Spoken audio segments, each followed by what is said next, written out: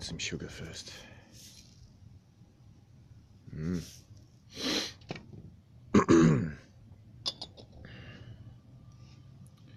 Yum.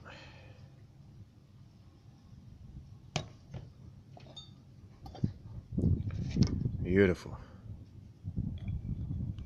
How is everyone? Everyone, and there is only one. It's beautiful though, isn't it? You guys got your eclipse coming soon, right? You got your eclipse coming soon. Well, cheers to the world.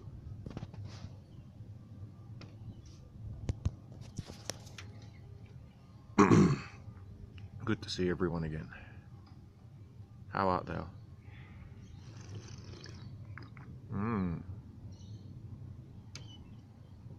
A bit on the cold side, I left it too long.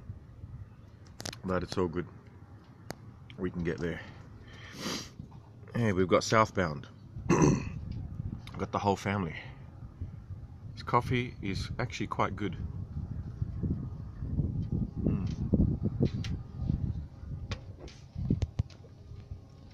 There she is. There she is with a view to match. James Joseph, my friend. Lovely to see you. Topanga Cruising and Val. Hey, hey, hey. Southbound. Southbound meet James Joseph. James Joseph meet Southbound. Always a pleasure. James Joseph paints something. They have very imaginative minds. Southbound, you are the gentleman with the wit from memory. I think you said the cleanest dirty shirt, was that right? What would be Israeli Palestinian? It's called trolling. we have a deal, our close guests, where I have Turkish coffee every day, and and then change the name of it to see how many people it pisses off. Hey Liran, we were just talking about a gentleman just asked what was Israeli Palestinian coffee, but that was our deal, right? Our next coffee would be Israeli and Palestinian. Yeah, it's good. What's interesting about it is that each of these countries that I've visited, they all call the same coffee their coffee. So in Lebanon, it's Lebanese coffee. In Jordan, this was Jordanian coffee. In Turkey, it's Turkish coffee. It's coffee in deep internal conflict. I would like to see that one day. That is too good. My friend, yeah, you definitely got to travel and scope and have coffees in different places. It's so funny to watch because all these countries supposedly fight each other and yet they all drink the same coffee. It's just hilarious. Moroccan coffee sounds like Virginia ham. Oh, is that how they do it? That's a new thing I haven't learned. It's one of the beauties of scope. We get to see the absurdities in our relative cultures. It's so much fun. Humans, oh my god. Pompous doesn't say oh my god, he says oh my pompous. They should make Gab coffee. That'd be cool. Gab coffee would be undrinkable. We've got pompous mugs. Probably you drink South African. Okay, we'll have to give it a go. South African Hebrew? Oh no, no, that's New Zealander, sorry. So what's South African? Oh, you speak good English for an Aussie, mate. I'm from South Africa. Cold brew, ouch.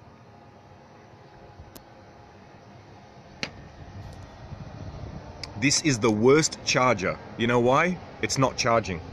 What is the point of having a charger that doesn't charge? I may as well plug in my finger where you live.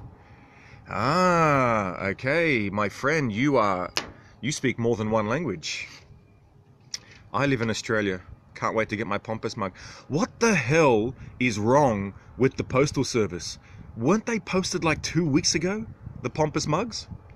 I don't understand. No one's received it yet. That is just bizarre. Bizarre. Bullet from Israel. Hey, Manishma Bullet.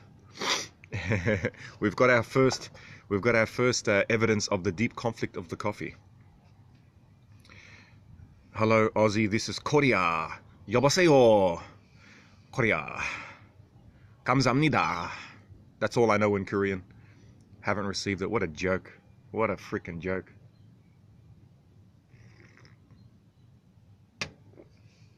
Nay, haha.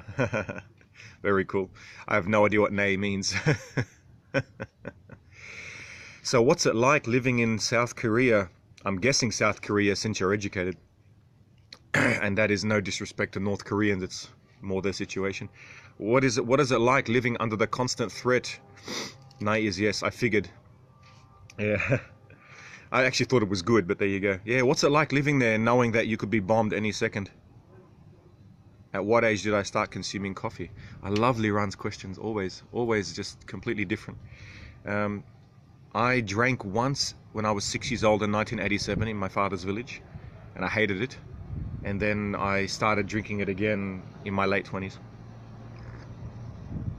Not much worrisome. There should be a tracking number. You'd think so, wouldn't you? Yeah. Isn't it funny? Like, we all freak out. People don't care too much. You know, it's funny you say that. Forget this charger. This charger is a waste. So when I was in South Korea, I remember freaking out, and I remember no one else giving a shit. At least through customs. Yeah, it's insane. I don't know what's going on. I'm gonna ask my my colleague, the assistant, to look up what the hell's going on with that.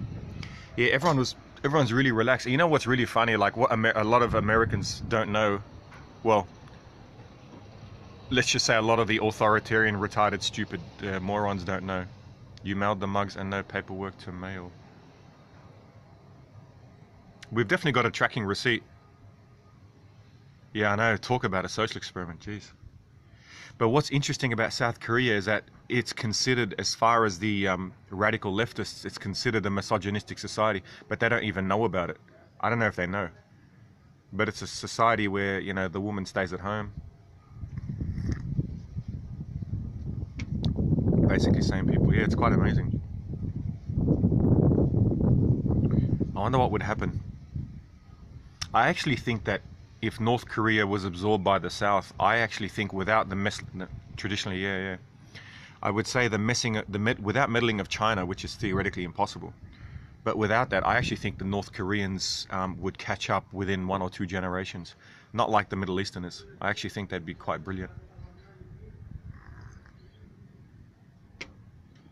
Why do I think that?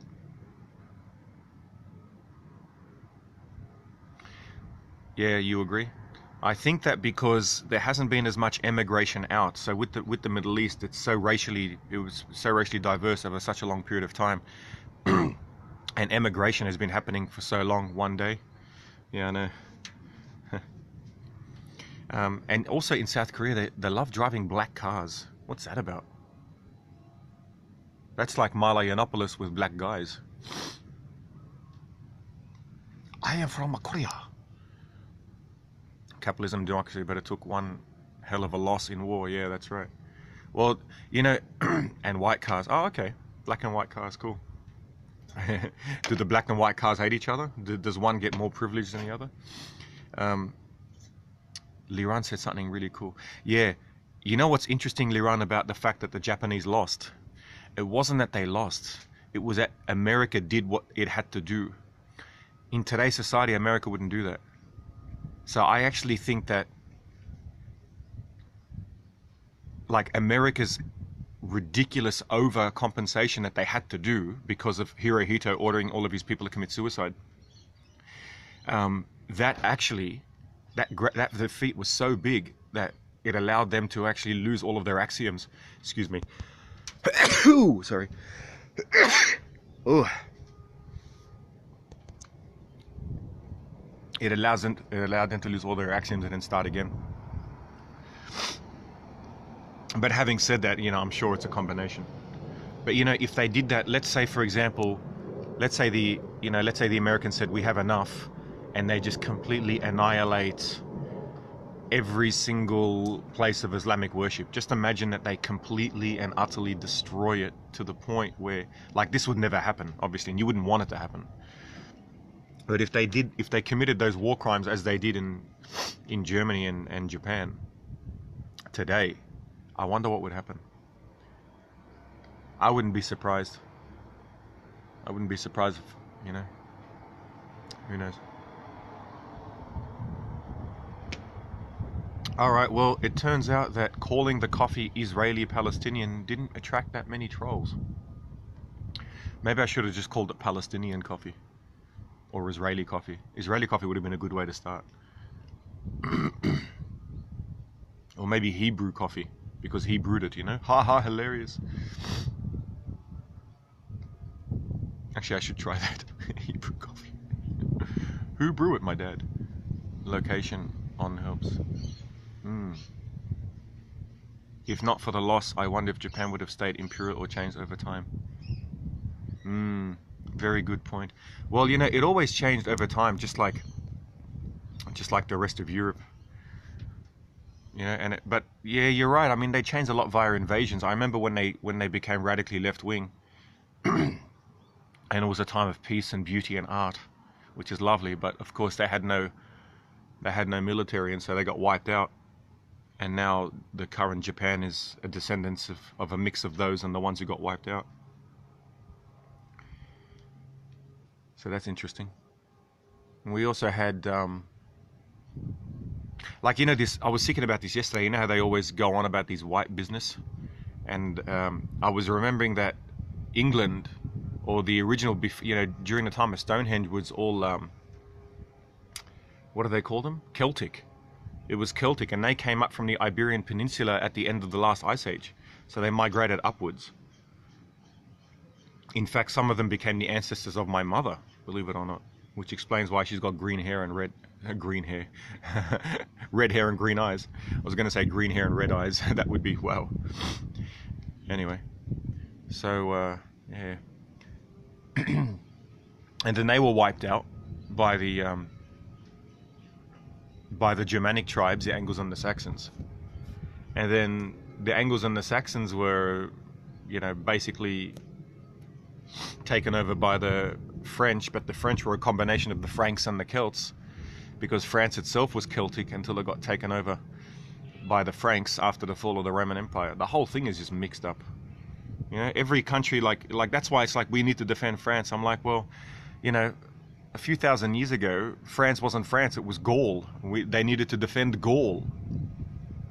And you know you're pagans. Yeah. It's bizarre. It's very bizarre when people, you know, like I get this a lot, like when people always say, how the hell do you know so much about so many things? And I keep remembering, I don't know anything about anything. It's weird. It's a derogatory term though. Yeah. I don't know. We're in the world of autism. There's none of this derogatory bullshit.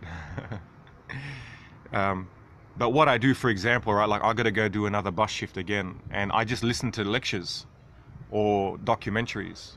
That's what I love to do. And some people just love to, I don't know, listen to movie reviews or cooking stuff. Polytheistic tribes. Well, if that's the case, let's just call them pagans. How about heathen, infidel, Gentiles? For information and absorb.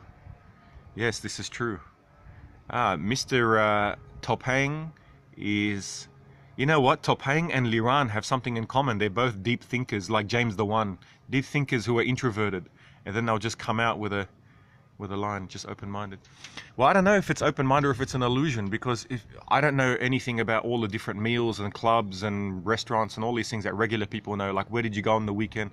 I'm like, I don't know. I went to the gym and then I studied stuff. Like, it's not about the physical location.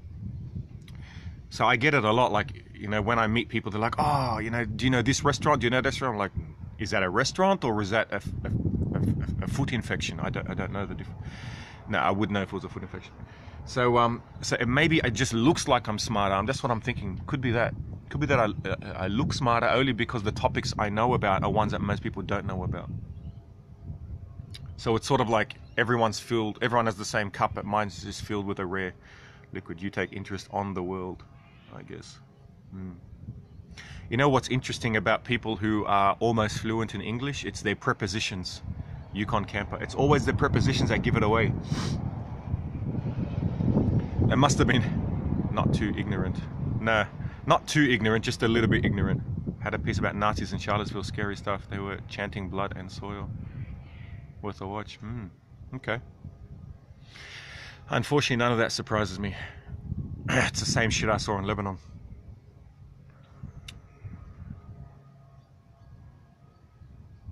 This idea of ethnic cleansing and stuff. I mean, in theory, that's exactly what you would expect. I mean, with chimpanzees do ethnic cleansing all the time. So it's, you know, it does require, I guess, a lot of education and tolerance to go against your own bias. That part is natural. I think, you know, the idea of hiding the fact that every human has their own biases, I think that's the beginning of the problem. I think by silencing that, that's when you create the Nazis. Whereas it's healthy, I think it's healthy for me to, like, you know, my first reaction when I look at Scott, right? When I first met Scott, for example, the first reaction is your brain just goes, oh, European, Italian, you know? They had a permeant and were orderly, yeah. Yeah, they have a high proclivity towards order. And permit, yeah. But that's why what's their faces, that's why a lot of people on my side confuse the right with the Nazis, because they both like order. But liking order and being a Nazi have nothing to do with each other. It's just that's actually an ignorance. How do you justify Israeli state in the 20th century? Ooh, very good question. I'm telling you, Liran, I think we've met your Korean counterpart, man. I justify it. First of all, I have many, many reasons not to justify it, right? Especially because I'm from a country that suffered greatly because of the existence of the Israeli state. So you know my biases, right? But I have biases towards Israel too, obviously having the same DNA and a massive affinity. Here's how I justify it. I justify it as, where else are they going to go, right? They were murdered in Syria.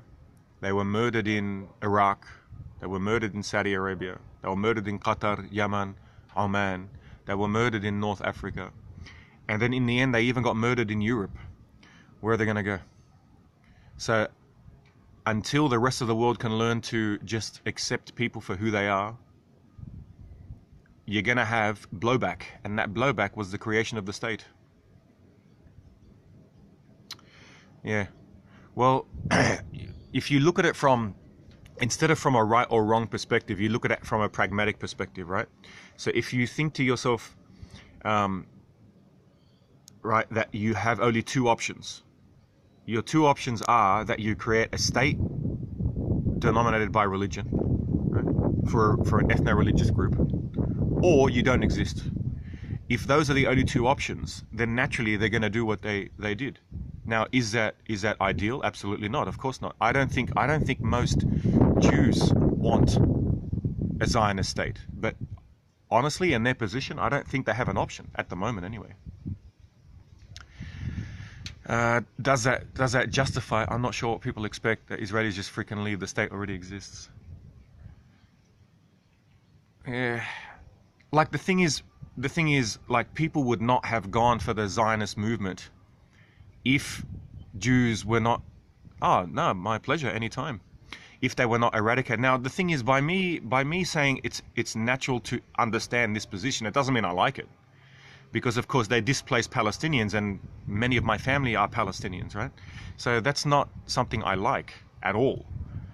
But what's the other solution? Like, I blame Arabs actually for murdering so many Jews for the last 1,500 years. Like, what did they think was going to happen? They were going to completely annihilate people off the earth, especially the Jews, who were like, you don't like it? Yeah. I don't think anyone really likes it. I think maybe the extreme religious Orthodox Jews and Orthodox Christians in America probably like it. But you know, until humans can learn to accept each other, this is what's going to happen. It's called blowback, right? I talk about it a lot on all my casts, right? So imagine if they will have to share Jerusalem. I'm not sure if I agree with the concept of Jewish state, but it seems they need some sanctuary. Yeah, I think what Liran said is exactly my position, I'd say. Because I know what it's like, right? Like Lebanon was supposed to be for the Maronites, right? And the Druze, I guess, to a equal extent. And instead, both the Maronites and the Jews not only killed each other, but Maronites and Druze not only killed each other, but everyone else killed the Maronites and the Druze as well. So where do the Maronites go? Well, they've gone all around the world. So here I am in Australia talking to all of you different people. Imagine, in Australia we get persecuted too for being Lebanese. But imagine if we were persecuted everywhere. If every single Maronite was persecuted in every single country, I think a lot of us would say, well, F everyone, let's go back to Lebanon and just take it. If they're going to kill us anyway, we may as well make our own place. I just, like, it just seems the logical thing to do. And, and then, I don't know. Stop police discrimination. Okay, let's stop it. Done. It stopped, my friend. Am I out? You see the problem with this Israeli-Palestinian coffee? There's none left. The end of each religious book points to one holy city for all. Of each religious book? I didn't know it was in every single religious book. Alright, it looks like we are gonna get some trolls now. I'm looking forward to this. I am tired, man. I have to go back to work again. But but he's Israeli-Palestinian, where the actual coffee bean come from. That's right. Oh, thank you, Jesus Heart. Yeah, the coffee beans. Who knows? Probably from South Korea.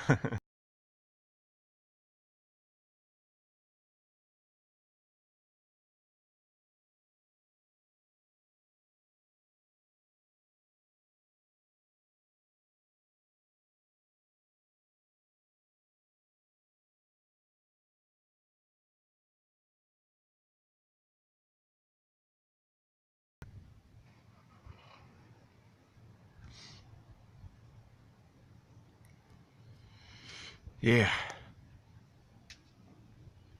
How do you think peace can be achieved? I actually gave a scope on it yesterday that went for 3 minutes.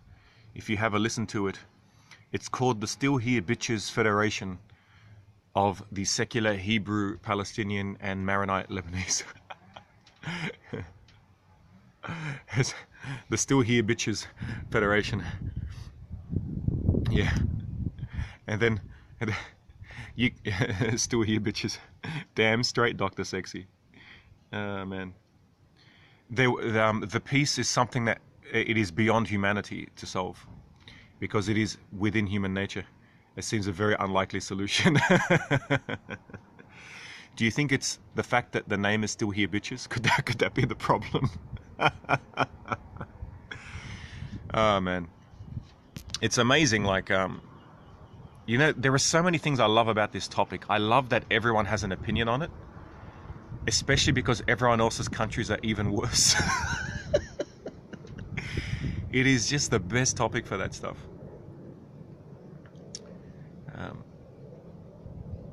But you are so fluffy today. Why, thank you. Kids must learn to share. All right, no problem. It is easy to say that. It is definitely easy to say. But I'm not sure if you've read the Protocols of the Elders of Zion, which is the manifesto of Hamas. So that's one problem. Yeah, you definitely. I mean, look, you've got the settlers, which I think are a disaster, and Liran can disagree with me, which I'm looking forward to. But the idea of the right-wing Orthodox Jews wanting to settle, yes, I have big problem. It is a big problem. Yeah. So as long as you have ideology, but ideology, I don't really care about which ideology it is. Some are worse. I think it is a disaster. Oh, it's a shame. We keep agreeing, man. It's getting a bit boring, you and me. Yeah. Yeah, this. But, you know, I'm considered a lefty. Ah, really? That's funny. I never pictured you as one. But they must be pretty hardline, right? Yeah, but, you know, at the same time, like they won't be happy until all Jews are removed. And that was a religious decree, you know. So we're very lucky that most adherents to this ideology don't think that, but, you know, enough do. At the same time, leaving seems to be unrealistic. Not sure how it would work. Yeah, I don't know. I mean, where would you go? You've already tried it, right? You went for 2,000 years around the world, and what happened? You know, everyone started killing you again. So if it was me, you know what I'd do? I would say to Ethiopian church in the Rock accepts all. I like that. The Rock accepts all, fighting for the same spot. It's not even just three religions. If anyone's ever gone onto YouTube, have a look at the Church of the Sepulchre fights, and you will see that the Orthodox Christians and the Catholic Christians got into mad brawls as well. So it's actually deeper than religion. It is a human tendency towards ideology, towards believing that you have all the answers and therefore everyone else who disagrees with you is wrong.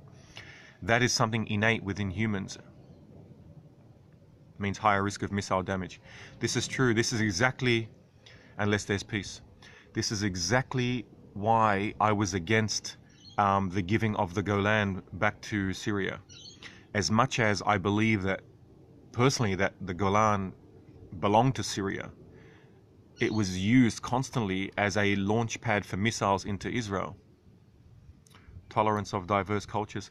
Tolerance of diverse cultures, I think, really, honestly, after years and years and years of this headache, I think it comes from within ourselves. If we can't tolerate differences in our own household between our parents, our brothers and sisters and cousins, it's not going to happen on a worldwide scale. It's not going to happen.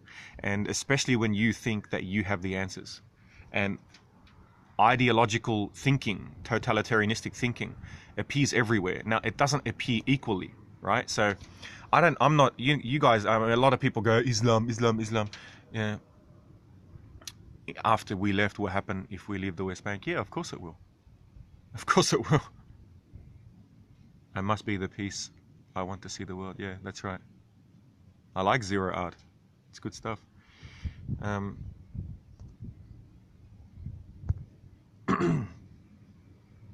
If they don't knock it off, Anubis will reclaim it all. That is very true. Very true. Patriots United is back. Love your match streams. Ah, thank you, Zero Art. I knew I bloody recognized your name. Hey, Voir is back. Voir is from the state of Vermont. That's right. It's like I'm de Euro against settlements, but de facto for him at the same time. There he is. Yeah. It's a pragmatic response, my friend.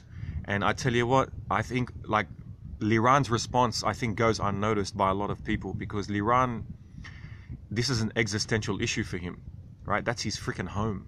And so it is very, very, very big for him to even write a comment like that seems so benign to most people. I'm not that benign. Like, for me, I study Everett's universal waveform function. Ah, okay. All right. That's awesome, Zero. I think mathematicians need to solve this problem. No, there is no, humans are incapable of solving the problem.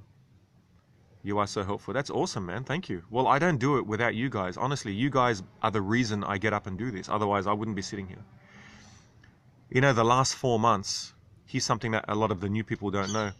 The last 4 months since I started this stuff, because of my belief in civilization, I've given up more than $600 a week of work so that I can do these scopes. Now, obviously, there's a benefit because I feel better sharing it.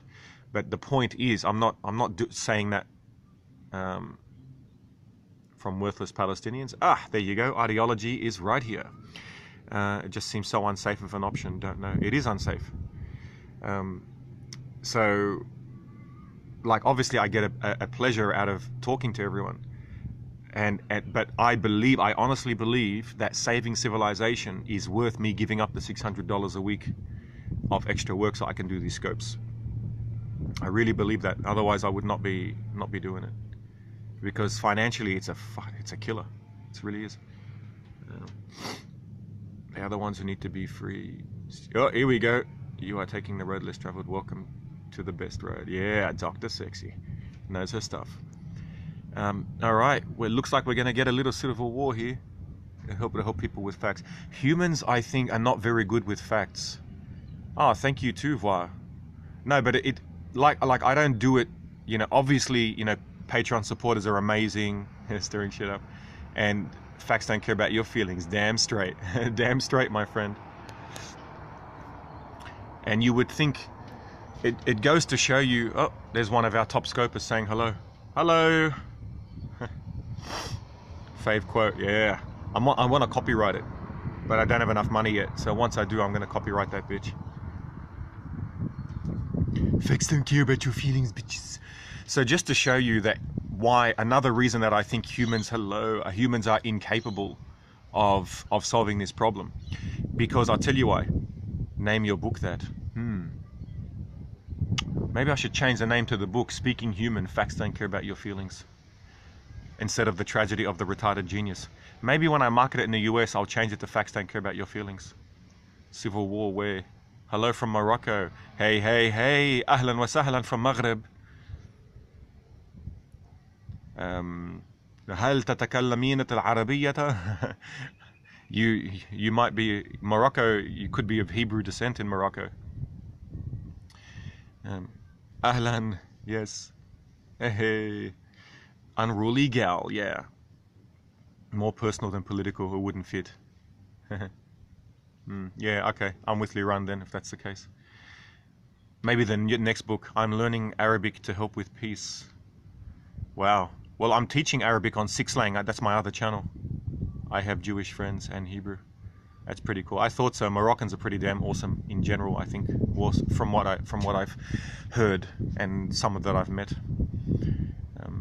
In Morocco, it's like you have to say, I have Jewish friends, whereas in America, it's like, I have black friends. It's so funny to see it change. Common sense, the fact that Zionist takes over Palestine. Well, this is partially true. Zionists did take over Palestine, but if you stop history at that point, then you're right. If you go further back, you realize that it's understandable, but you probably missed the first half of this scope. It's like humans murdering chickens. We murder chickens. We do. We murder chickens. Fun hair day, damn straight, my dear. I always think of you when I come on the scopes now, because how you said I look different in every scope. I thought, you know what? Let's look different again. Sorry, I'm going to hide the chats for a sec because I need to say this one thing. The reason I think that it's something that humans are incapable of solving, is because we actually regress when it comes to facts. And this is why I think that. This is one of the reasons. Universities were set up for the pursuit of knowledge, and they were deliberately set up as a pursuit of knowledge. So that shows you that humans do not naturally want to pursue knowledge, because not everyone went to university, right? For whatever reason. But what makes it worse is that universities have slowly become corrupted to favor feelings over facts. So it goes to show you that humans need to favor feelings over facts, or most of them. So I'm going to bring back the chat, and let's see what people say. So Palestinians, you know, when someone starts a sentence, my friend, half my family is Palestinian. And when you start with so, that means that you're ideologically driven, because what you do is you take an absolute version of what someone says, which is not what they said, and put a so in front of it. And that's not an attack on you. That's an example of exactly what I was saying before you came, which is ideological predispositions.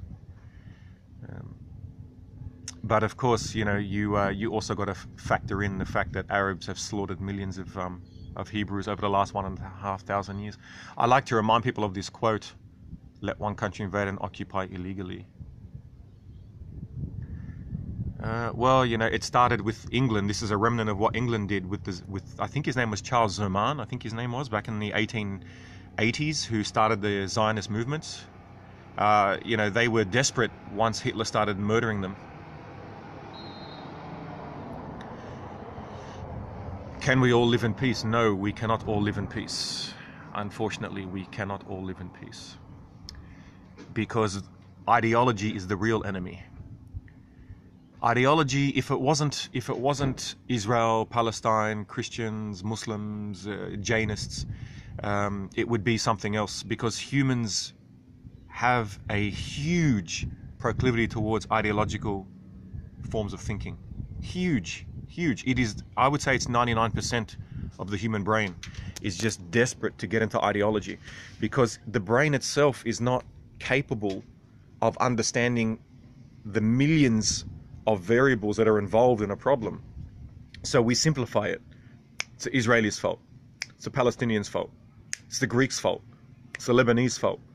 It's the, hey, hello from Canada. Look at this, United Nations. Basically, it's everyone's fault. But the human brain's incapable of Jainists. I think they're like the most peaceful people. I know. And yet they're still dangerous. They're dangerous because, so where am I from? I am a mixed bag, my friend. Even if our right is someone else's wrong. Yeah, I mean, for example, look at Morocco. Morocco was Berber and taken over by Arabs. And now they're trying to... It's not your fault. We need stories to learn, yeah. I mean, you can argue the same thing. It's all your fault, LA child. Moroccans were taken over by Arabs, and now they're learning Berber again. And that's one of the reasons why Morocco is slightly less insane than Saudi Arabia. And that's a hyperbole. It's a lot more than slightly. But their culture wasn't completely...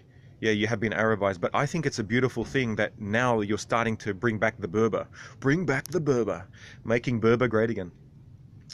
And Berber were not expelled by Arabs. No, they were just raped. I shall spank LA later. Hey. How can you do that to me? You and LA spanking? Terrible. Terrible imagery, my friend. But I think someone is going to look for the... Where is it? There's the tattoo right there. If that helps some of the newcomers. The state was tiny. If it weren't for the Arabs going on war, they would have. Yeah, I know. No, look, if it was me, I think, honestly, like, if I was an Israeli, which I'm not, obviously, and I'm talking obviously because I'm heavily biased because my ancestors were also subject to genocide, and my ancestors are Semitic, and my auntie was murdered, and my cousins were murdered, so, I have a lot of biases here, and as well, I've got a huge amount of Palestinian family, so I'm biased on all sides, but really, Armenian, no, I'm not Armenian, but they are related to us. I'm Maronite. I am a secular Maronite, and people are going to take this out of context, but if I'm going to tell you both. I'll tell you what I would do. If I was Israeli, right? I would take over all of them. I would take over Lebanon, Turkey, Egypt, like the Negev. I would take over Jordan. I would take over half of Saudi Arabia. I'd take over the whole thing. And then I'd turn them into states, puppet states. Now, I don't know if anyone's picking up this joke, right? Amaruni wa tadafa an Israel. Well, you're not understanding me if you think I'm defending Israel. You're not. That shows that your English must be your second language. By the way, a lot of Maronites support Israel. No, but actually, no. Here is the joke, right? Let's see who can. You're gonna have to. Not Greater Israel. Think about this. What I would do, have a think, right? Liran's gonna pick this up.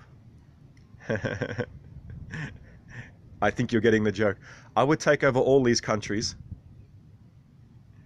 and then I would put puppet dictators in each one, and I would give them Arabic names.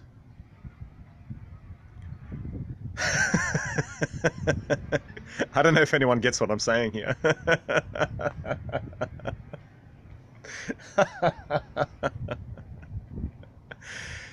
Yes, Britain and America do that. That's what happened, exactly. That's exactly right. That's what happened. That's what's happening. Yes, welcome, welcome my family. That's what I would do. Now, if I was if I was Palestinian, which I am by in-law and by genetics and by language, um, if I was Palestinian, what would I do? I would dedicate my life to getting into like government in America and force the Democrat Party to become pro-Palestine. Now, obviously, now you're going to get the joke because I've just repeated it.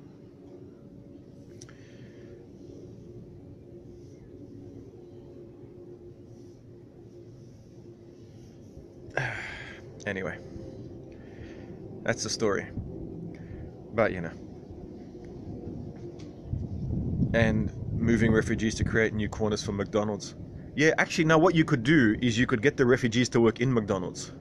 There is a lobby for our friends. Bro, are you from Israel? No, I am not from Israel. Lo, ani lo min Israel. Is that right? Palestinians may win just by sheer demographics. Who knows? What is a Palestinian? That's a good question on many levels. Demographics always wins. Kuwaiti kids now love McDonald's. Oh, they've loved it for years.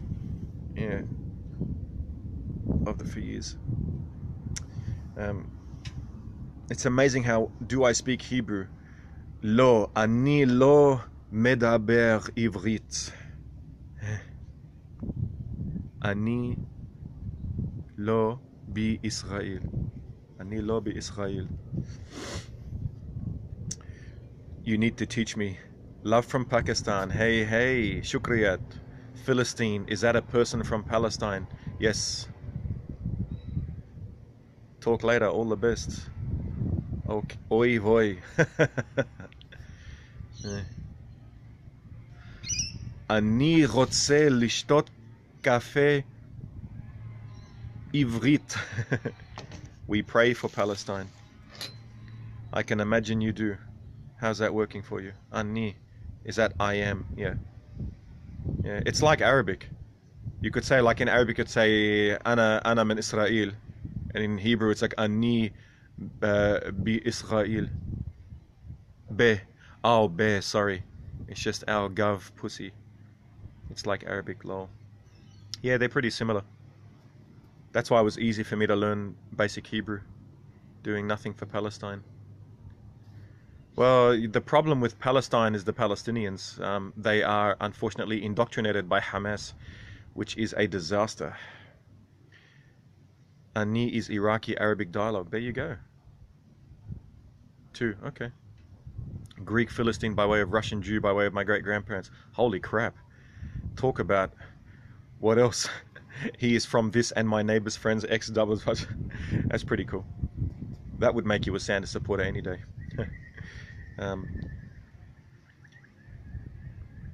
Yeah. My mum sued. Very cool. Your mum's side. Yeah, gotcha. I thought you meant Suud as in black. My mum's black, because in Arabic Suud is black. The hungry clam. Whole Muslims world is messed up. No one is united. That is exactly what happens with ideology. Can you show us around? Sure. Oh, you're not a bean. Oh, sorry, you did say that yesterday. There you go. I'm American since 1640. Hey, hey, hey. 1640. Holy crap. That's before the Navajos went and took over the Southwest states. That's how they want us to be. You know, that's my dad does that too. This is the Arab mentality to blame everyone else. That's a major. We'll commence again, motherfuckers. It's a bad rap. Yeah, it's a massive sign of paranoia. What can we do? Well, you can learn from the Hebrews. See what the Hebrews did, and they've done this from the beginning. If you look at the Old Testament, Abraham questions God. Hebrews question themselves. They question their situation. I don't have Arab mentality. Go the Berbers. What can be done individually? How you can be a socialist. I love blowing patriots' minds. How can you be socialist? But we agree on so much. I don't understand. It's because I use my brain and you use your brain, my friend. But it's only at this point in 4 dimensions. 20 years ago, you would have hated me. And I'm still the same person. Muslim ideology split over modernity. It's not, there is no such thing as Muslim ideology.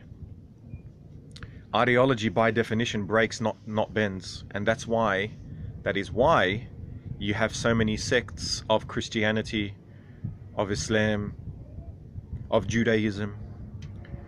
That's how you had the Baha'i, you Jew, Ani, you Jew. Yeah, so you are an Ahmadi. Yeah, that's right. Ahmadiyin, al-Sab'awiyya, al-Alawiyya, al-Sunniyya, al-Shia. Okay. Peace, voir. Are you Jew? I don't want to answer him because I just want to stir him now. Breaks not bends. What do you mean? Very simple. There are 3 people, right? Liran, Scott, and LA Child, right? There's a rule. The rule is you must have your coffee at 99 degrees. You must have your coffee at 99 degrees, right? Now, LA Child says, I want it at 98 degrees. Liran says, 99 is fine with me. Scott says, I'm okay with 99, but I prefer 97. All right, now they all have children. What's going to happen? What's going to happen? All of the children have to obey the law that it must be 99 degrees. What's LA's Child's? Are those your girlfriend's glasses? They're one of my girlfriend's glasses, my friend. Hey, hey, hey. And you wish. So you are willing to give up your rights to government? No. Coffee wars. Yeah, coffee wars are back.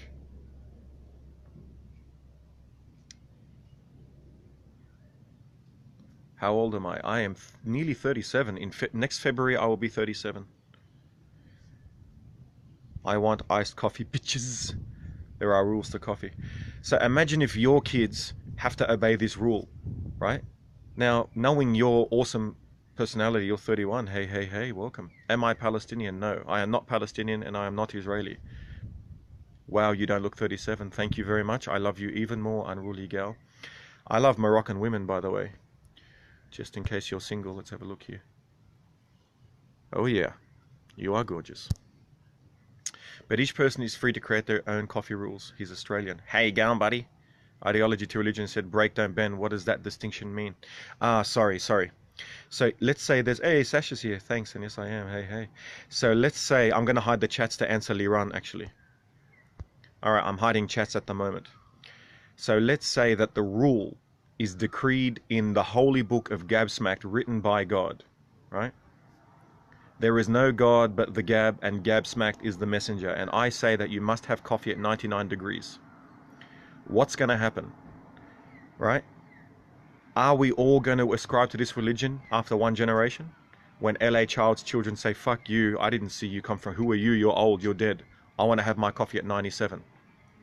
Scott's kids say, no, the rule is 99. Like, I like 97, but the rule's 99. What is going to happen? Are they going to compromise, or are they going to kill each other? That, my friends, is ideology of coffee at 99 degrees. Now you can take what I just said and apply that to every single fucking ideology that has ever been and ever will be. Thank you. Hold your applause. Oh. All right, now obviously that's a gross oversimplification, and obviously there's a lot of factors, right? Kill. Maybe coffee is better at 97. Maybe LA's, as long as it's a dark roast, I'm cool with everyone else. See, Scott's a moderate. I will obey their coffee rules. That's the problem. The only way that we can achieve peace, ideology bends and religion breaks. No, sorry. I meant that ideology does not bend, it does break. So here's the thing, right? Your house, your rules. Well, that's more of a liberal sense. So we have this gentleman from Pakistan who said some really cool stuff, actually. Now, his dream is to unite the Muslim, the Ummah, and to have peace. Now that's actually not a bad statement to come from. You never grow, right? So some people think, oh, he's Muslim, he's terrorist. No, no, no, no. Right? Peace through Tai Chi, and religion bends. Religion is a multivariable. Ideology is a subset of religion. So religion can do many things. It's your dream. So there you go. Right. So everyone, now that you know, you have the guy called Z-Lone, right? Now, some people here are American, some are Hebrew, some are Christian. That might sound to you like an extremist proposition, but it's actually not.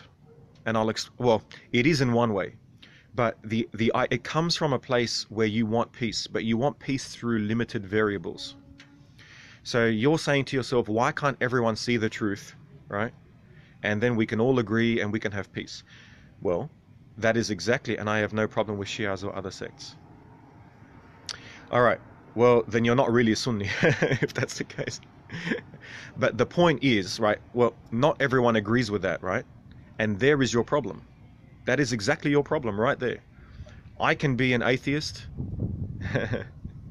I can be an atheist. You can be a Sunnah. Liran is Hebrew. L.A. Child is, you know, a pragmatic Christian, maybe, whatever. I'm just making stuff up. Platinum Mimi, I didn't even see her sneak back in, the sneaky girl. Platinum Mimi is a Trumpian. If you cannot accept that ideology breaks and does not bend, then you will always have war, conflict, beggary, bankruptcy. Catholic modern Pope ignorer. then you are a true Catholic. Yeah, you see. So I like Z-Lone, and what's interesting, I actually like him more now than you would think. Per Basti, there you go, because he comes from Pakistan. Now Pakistan is a place where the average mainstream thought is overtly, aggressively Sunni. Okay, now that means that him even coming on Periscope and making a statement like that is unbelievably left-wing for Pakistan. In America, that would be considered conservative, but in Pakistan, that's left-wing.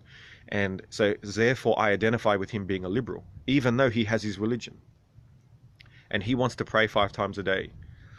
You know, atraku laka dinakum, you know, as they say in the Quran. But at the same time, not everyone thinks that way. And it only takes a small group in the movie theater to ruin the movie for everyone else. A small group in the movie theater ruins the movie for everyone else, right? And that's why, what's this? Lakum dinakum walidin. There you go. Yeah, it also says a lot of horrific shit too. It's your motto. Unruly girl. I really like Unruly Girl. You know, I'm never normally interested in people of religion, but I have to say, Unruly Girl, she is my favorite Sunnah. Oh man, you explained it so well, brother. Oh, thank you. Respect right back to you. What was that Arabic phrase? I will tell you. Am I pro-Israel? Ooh, good question. I am neither for nor against. I'm an understander, but that's what a scientist does. Missed it. I think it said lakum dinakum walidini, which is for you is your faith, for me is mine. Or for you, not faith, religion. For you is your religion, for me is mine. Which in English they normally say, you know, you believe what you believe and me, like, you know. I pray when I watch this, oh God, Gab is so beautiful, thank you. Well, thank you, doctor, and you're sexy. Your ancestors are Jewish. My ancestors and Hebrew ancestors and Palestinian ancestors are all the same ancestors. But of course, try saying that in Palestine or Lebanon or Israel and you'll get yourself killed. So if people can't understand, isn't it best for them to just accept it? If you are not for Israel, you are cursed. Lol, right. Semites. Correct, Semites.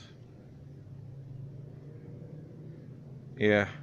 Unlike the Hebrews who haven't been cursed since inception, the poor bastards.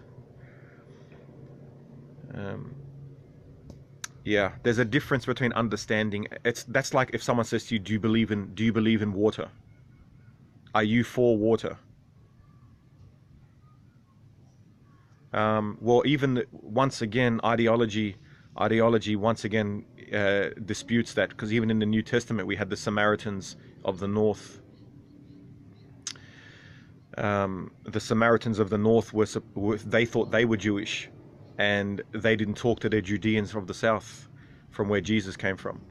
So the Samaritans actually were my ancestors, believe it or not. Well, not directly, but we're basically related, directly related. Hello. Bye. Nice to see you. Ciao. Is my battery dead yet? Not yet. Ancient sandal wearers. That's it. Is that my mum? That was my mum. Samaritans are a Jewish sect. Exactly. And what you would expect, if humans, what's wrong with all the atheists believing in the supernatural?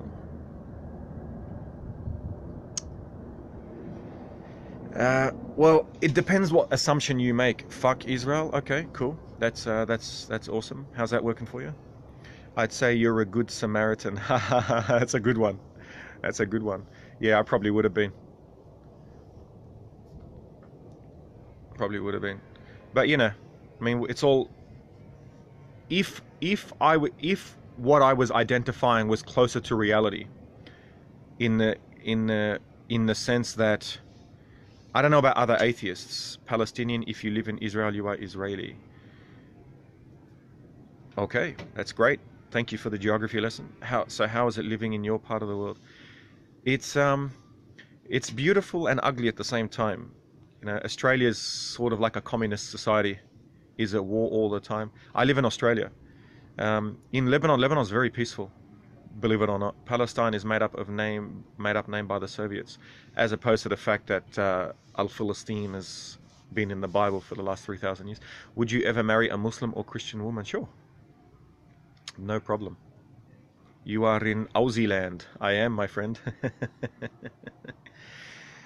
This is what I mean. Especially white American dudes need to make friends with Z-Lone. Do you believe in the supernatural? I don't have a predisposition to believe in general. I'm in Australia. I don't work on belief. Belief is actually one of the problems I find. But if people want to believe, that's their business. They're more than welcome to do that. But if they want to force it on me, I'll slice them up. There's no problem. I don't have a problem with it. You know, legally, obviously. By the Romans to delete Jewish Israeli identity there.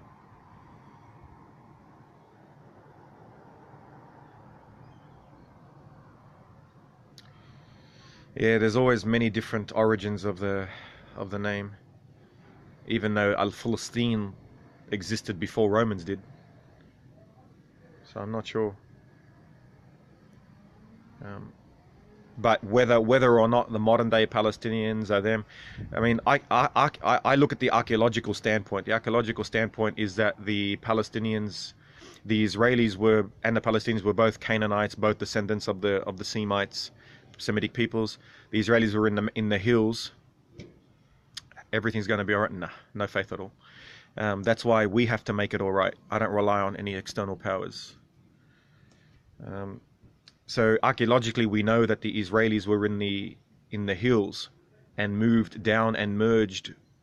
Maybe not necessarily integrated, but integrated. Maybe mutually exclusively integrated. Yeah. Yeah. بأمر عيونك.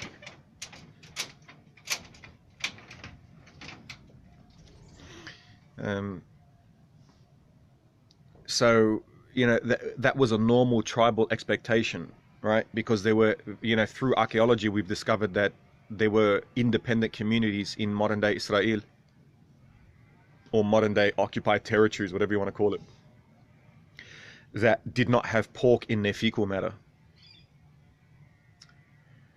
So the evidence of them existing is quite significant, and DNA tells us that we were all there for the last 10,000 years, right? Based upon dead bodies and, you know, bones and DNA and stuff. But once you add ideology to the mix, which is exactly what you would expect if man created God, and that doesn't mean man did create God. I'm not arguing against the religionists. I'm saying that if you make that assumption, everything makes sense. So if you make the assumption that humans are ideologically driven in general, yeah, someone's been watching Gabversity. Capitolina, the name Palestine, used by Roman historians. Yeah, I don't know. I can't argue with that. I've read some Arabic Bibles which were obviously written, in the AD, but they call it Al-Philistine in the Old Testaments. And Al-Philistine is obviously Palestine. And the Palestinians were Al-Philistinian, Al-Palestinians. Yeah. So, for example, Z-Loan. All right, my friend, lovely to see you. All the best, shukriyat, and see you next time. Likewise, brother. This is how you do it in the Hebrew Old Testament.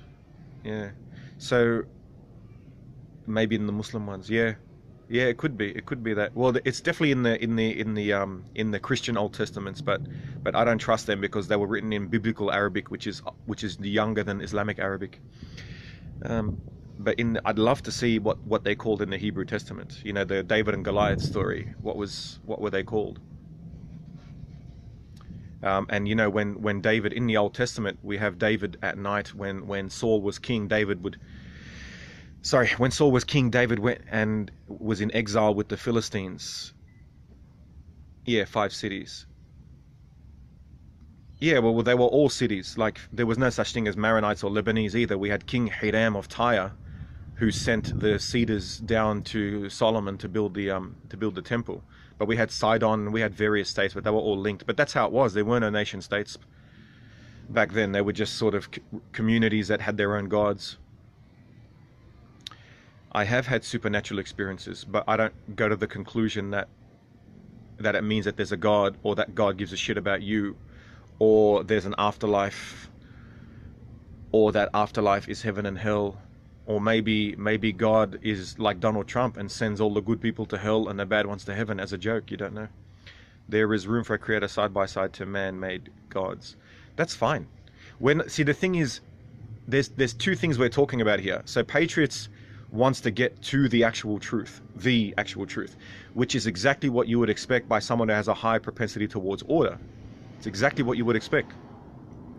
And it's obvious because people like him who are intelligent and patriotic, they call themselves either patriots or truth, or something like, it's always something like that in the name, right? Because they have a subconscious axiom, which is that there exists a truth and that truth is knowable. Right? Now, that is a subconscious axiom. I do not hold that axiom. I say we can get closer to this circle of truth, and that truth is objective to humans because of mathematics teaches me that. But whether that truth is absolute, whether that is knowable, that's where I'm like, I don't know. It doesn't look like it is knowable. There are certain things that, like, once you study quantum mechanics, it's very, very hard to think that we as humans are capable of knowing everything. For example, the mathematics shows us that antimatter, it looks exactly as if it's normal matter running backwards in time. Nice toes. And as soon as you as a human come to a realization that the truth is possibly not actually knowable, then you become more tolerant. Yeah, you become more tolerant because you don't know if Patriots is correct, right? He might be. That's the humility. He may be correct. You don't know. He may be wrong. I think my natural bias, right, like deep in my mind, my instant reaction is to go Patriots wrong, right? Now, if I allowed that to manifest, then I would become indoctrinated and tribalistic. It's exactly what you would expect. Like, why would it be any other way? It takes a lot of brain power. It takes a lot of self-sacrifice, humility, embarrassing yourself, destroying your ego, to think that someone else could be right and you're wrong. That is a very difficult concept for anyone. I'm not any better than anyone else. It is a very hard concept. I'm just lucky that I grew up with autism, and so I was honestly treated as though I was retarded my whole life. So I never had to worry about pride or... So honestly, I was a bit blessed, if you want to call it that.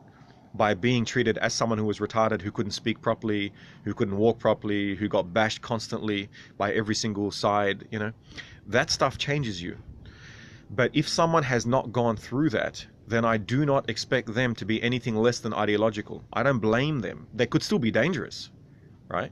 So, for example, an Islamic radical, or a Nazi, or a fake leftist, alt-leftist, you know, Antifa, they're all dangerous, and we need to lock them up and keep them away from society. But it's understandable why they are that dangerous, and once you understand it, I don't know, it changes things. It really changes things for me. So it's like, you know, when you learn how to cook, it's different to when you just see the food prepared. It psychologically just does something to you. Let's see.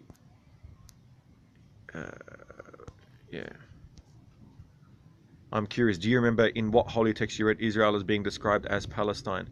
Never. I never read Israel being described as Palestine, but there were the Philistines, because in the Maronite history, there was never a such thing as a state, right? So the idea of nation states is a very interesting concept. Nation states, right, in Europe appeared in like the 15 and 1600s, right? As we know, after the Reformation and the 30 Years' War and the Treaty of Westphalia. I can't even remember when it was, if it was the 16th or the 17th century. Then you had the Industrial Revolution, right? That was the idea. They had to kill each other first to realize that it wasn't going to work, right? Now, the Muslim world hasn't gone through that yet, and the West is not letting them, right? So the West went through the murderous rampage for 500 years, which made them realize that they can't do this. The Muslim world has not gone through that, so I don't blame them directly. They haven't experienced what the Western world has experienced, and so they haven't yet come to the realization that you cannot have one nation, one world under one God. It will never work, ever. As I said about the coffee, the world will go round. You have faith.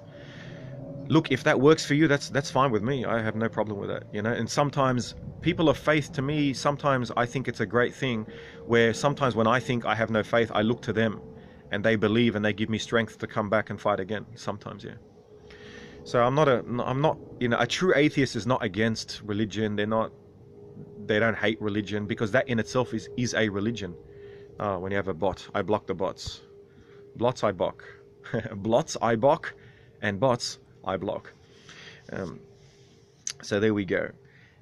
What else? Indifferent. Israel. This is interesting. When you read the book of Samuel, the Old Testament, the book of Samuel, what is natural and supernatural?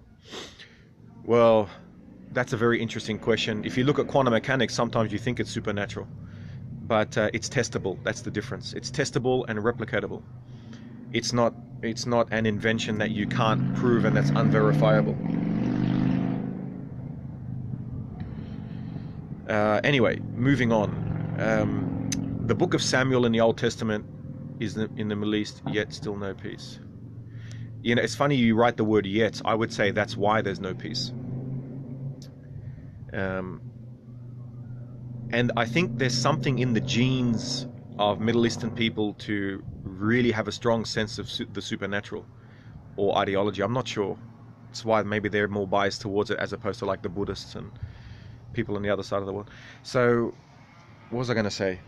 The book of Samuel. I'm going to hide chats for a bit. The book of Samuel, the way I understand the book of Samuel, is really that the Israeli people were now wanting a nation state under a monarchy. Now, where did they get the idea from? It could have been from the people around them. You don't know, Babylonians, Assyrians, Akkadians, Sumerians. No one knows, right? Because society obviously evolved long before the Israelis started to do the same thing, the Israelites, you know. And Samuel said to them, you know, you don't know what you're asking for, and it's going to be a disaster. So Samuel was a freaking genius, I think. That's my understanding.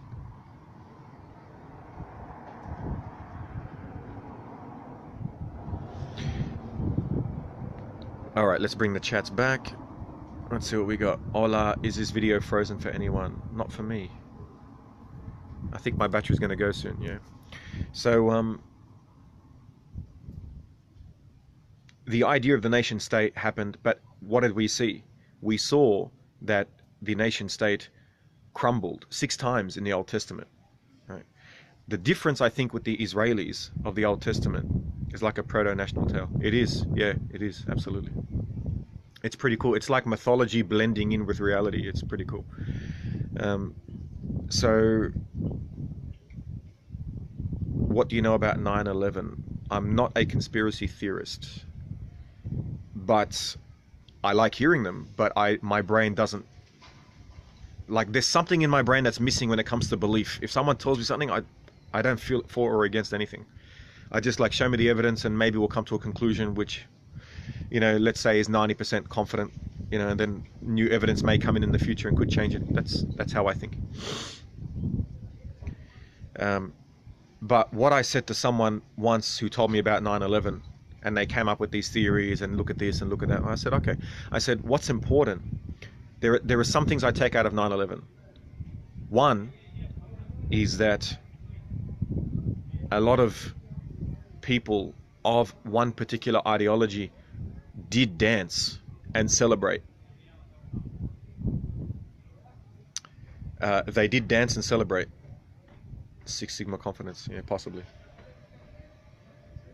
See you, brother. Oh shit, I gotta go to work. Oh no, not yet. Now, whether or not inside job, outside job, you know, in the middle job, head job, you know, whatever, ancient Hebrew nationalism, yeah. Some people did celebrate, so now you know your enemy. Anyway, sorry, that's a whole other topic. Your unbiased shows your bias. This is true. We all have a bias, my friend. This is true. Inside, bro. Israel being a national state. Sorry, I almost lost you guys. So, yeah, what's interesting, no doubt, come on now.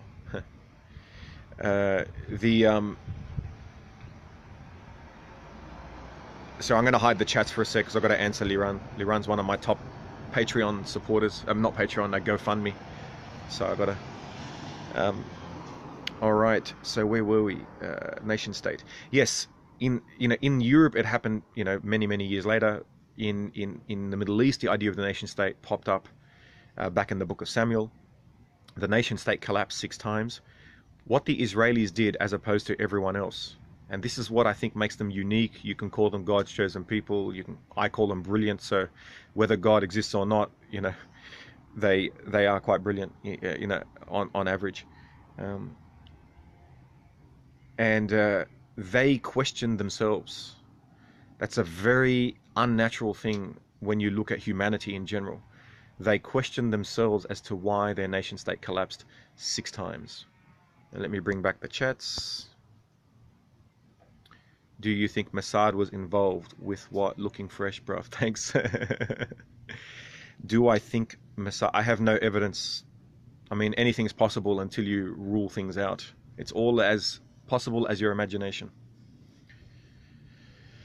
They talk about no Jew showing up for work, and this idea, Mossad, not Mossad. It's interesting. In Arabic, it's written M-A-S-S-A-D, Mas'ad.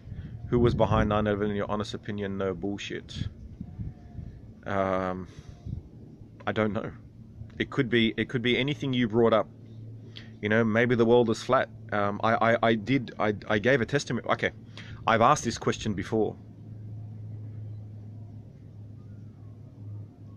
What the hell? I just got a message. Okay, sorry. I've completely forgot what I was saying. Let me go back and see if I can remember. Who was behind no bullshit? Okay, yeah. I forgot what I was saying. Shit. Freaking shit. Who was behind 9/11? Yeah, no, it's gone. Sorry, man. I had a really good point too. You don't know. You can't know. It's one of those truths. How many birds are flying over your head right now? Right? 9/11 inside job. An opinion. Why do I have to have one? No, this is the thing about those. This is what I mean about my brain is missing something, whereas my brain doesn't have opinions on things it doesn't know about. Yeah. That's what I was going to say. That's what I was going to say, yeah. That are pure speculation, yeah. I've asked this question before on a Periscope ages ago. Is the sun moving around the Earth, or is the Earth moving around the sun? Right? And I can almost predict what people are going to say based upon whether they are conspiracy theorists or not. Does the sun go around the Earth, or does the Earth go around the sun? Right? And my answer will probably be different. But anyone who's seen my scope will know what I'm going to say. Both. Perry Pilot. That's how I know that Perry Pilot used to be under another name, right? Watching me. I know this because they just know me too well. You can't know unless you're on the sun.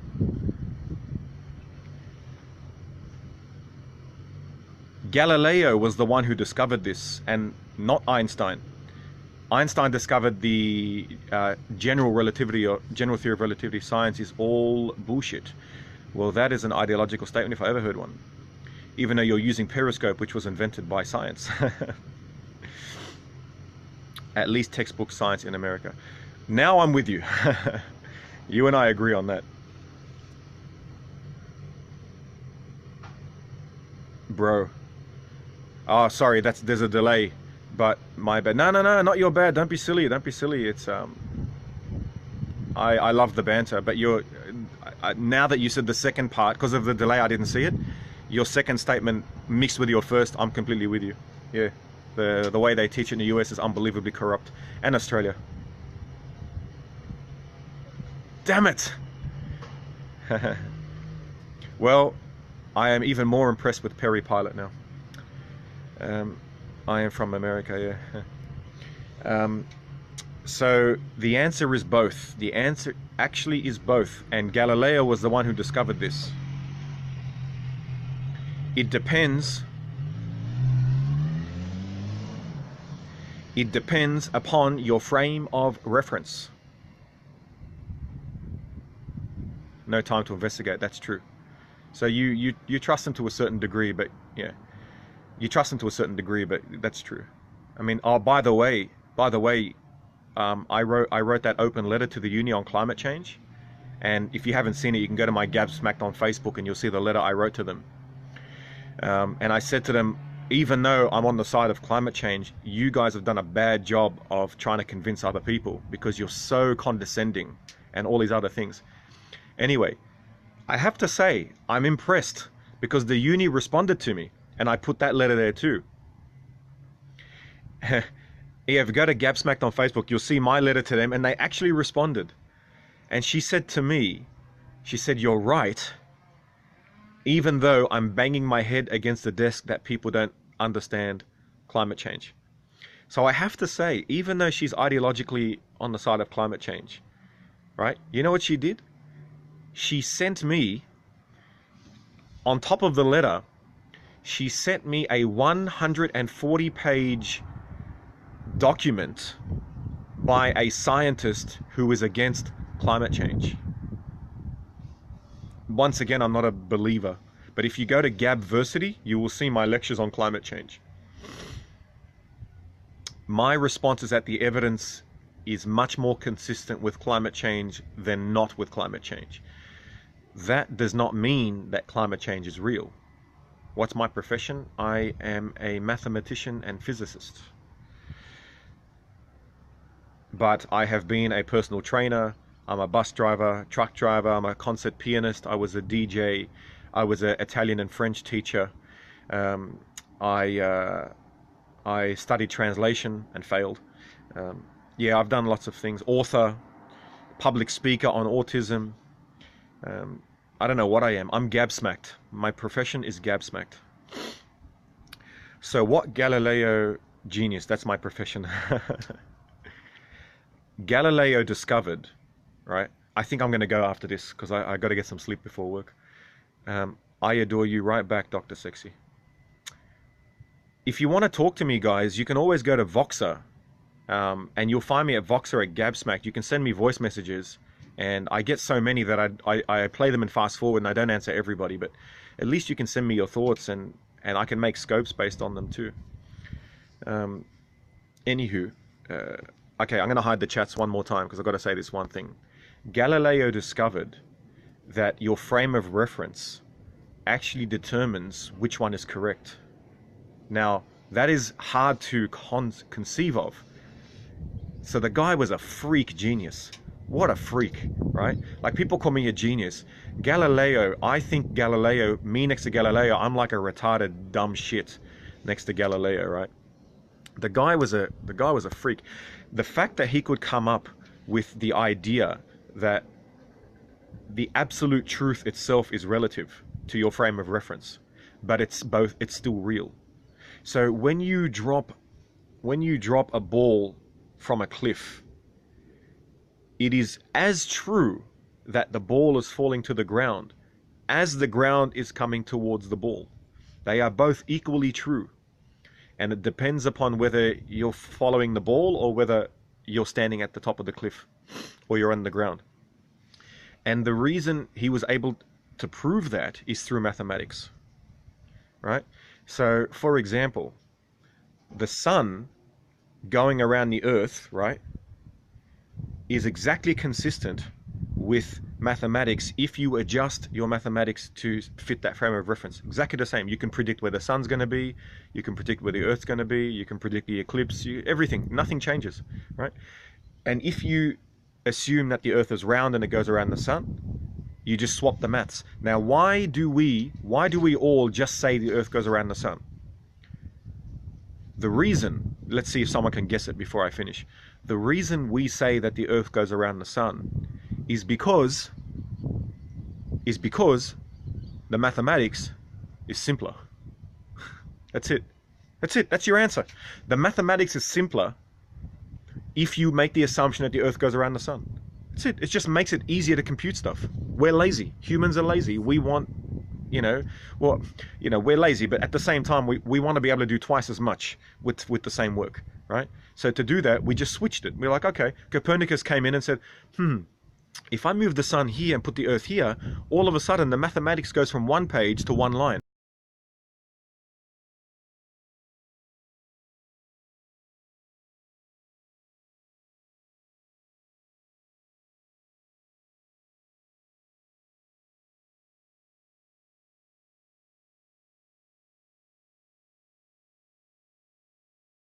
The map of the solar system, right?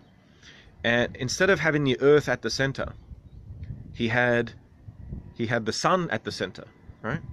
Now the thing is, for 2,000 years, the Platonic or Plato description of the solar system, was that is that a bot? No, it's not.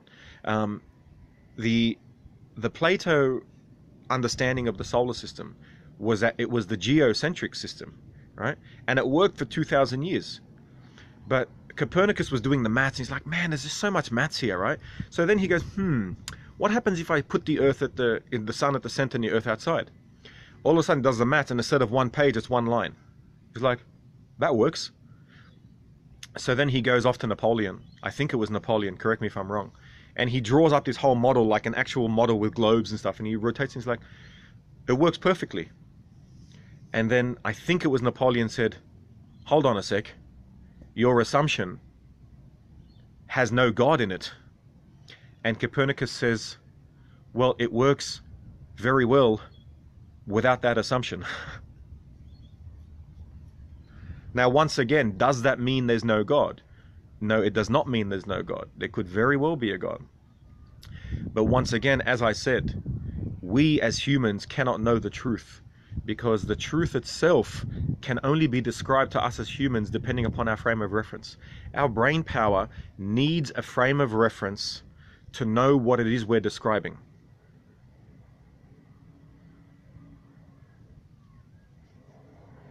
Now, how many frames of reference are there? Infinite. There is an infinite amount of frames of references. So the human brain, frame reference, yeah. So get yourself a picture of the word reference, put it in a frame it. You cannot know what the truth looks like from every single frame of reference. Now my brother, sorry, my brother doesn't like it when I talk about his views, so I won't get into that. But let's just say that somebody says, yeah, but there's still only one absolute truth. That may be true, but how can you know it if you need a frame of reference? You need to see the truth from every, use mine. Hey. Anyway, shame on atoms. That is hilarious. That is an awesome name. All right, guys, my battery's dying. Time to go. So that was our coffee. That was our Israeli-Palestinian coffee with the Gabsmacked. And no, it's morning, but I'm working night shift, so I have to go to sleep. So guys, if you can't afford to pre-order the book, then go to GoFundMe/Gabsmacked, which is $1 a month. If you can't afford that, then share this link with as many people as possible, because we want to get ourselves to Africa. Thank you, Beyond. Always a pleasure to see you too, on here and on Instagram. And I wish you all a beautiful evening over in the US, and a beautiful morning in Israel, and beautiful early morning in Morocco. Bye bye.